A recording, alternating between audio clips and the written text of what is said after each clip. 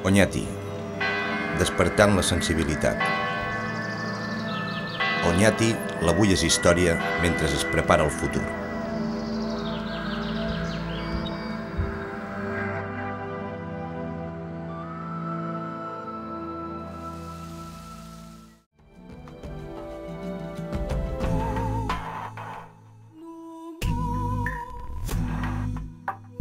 Oñati inspira sensibilitat, perquè va ser i perquè és. Passejar per Oñati és perdre's en els temps, descobrir realitats que van ser, trobar ara el genuí sentit de la presència de totes les edats de l'home.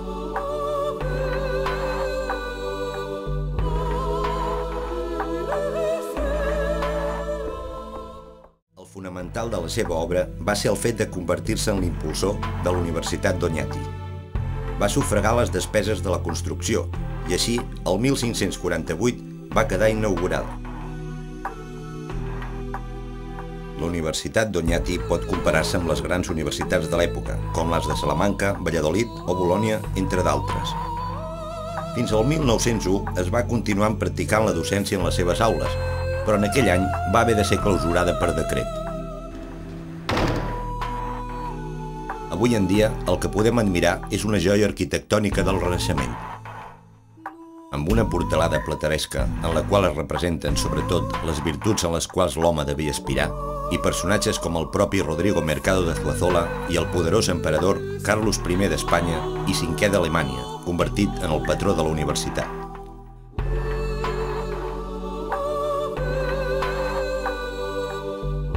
Si bé la universitat es va construir en tan sols 8 anys, van ser necessaris més de 3 segles per poder veure l'església parroquial de Sant Miquel, tal com se'ns apareix avui.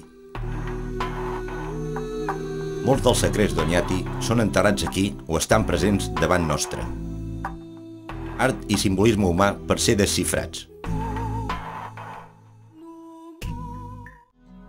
Oñati pren el vol i, com sempre, s'adapta als temps. La universitat va contribuir a la presència del saber, que va arribar amb noms il·lustres i la construcció de palaus excel·lents.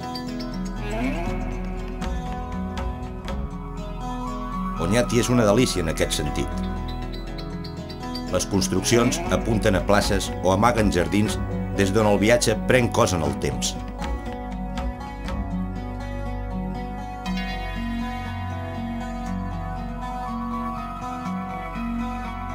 Oñati desenvolupa els seus sentits, s'expandeix i amplia horitzons, viatja en el temps i en l'espai.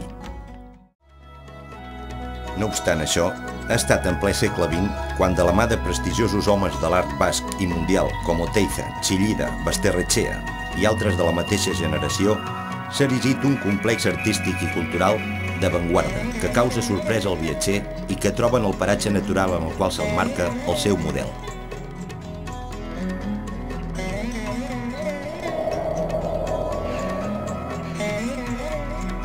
Més enllà dels últims caseríos, Oñati ens permet viatjar en el temps i en l'espai.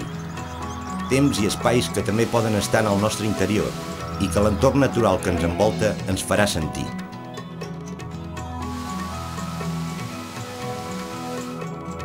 Amb el Parc Natural d'Aizkorri com a símbol més preuat, no hem d'oblidar molts altres racons. Podrem gaudir de nombroses passejades degudament senyalitzades que ens permetran recórrer aquests paratges. Al nostre pas hi trobarem construccions megalítiques, calçades, vestigis d'oficis desapareguts, antics camins i ponts, rius que desapareixen davant dels nostres ulls per a tornar a sorgir més avall del seu llit,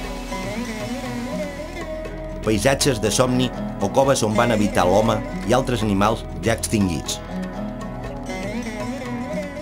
Oñati és un paradís per l'antropologia i la paleontologia. En aquest sentit,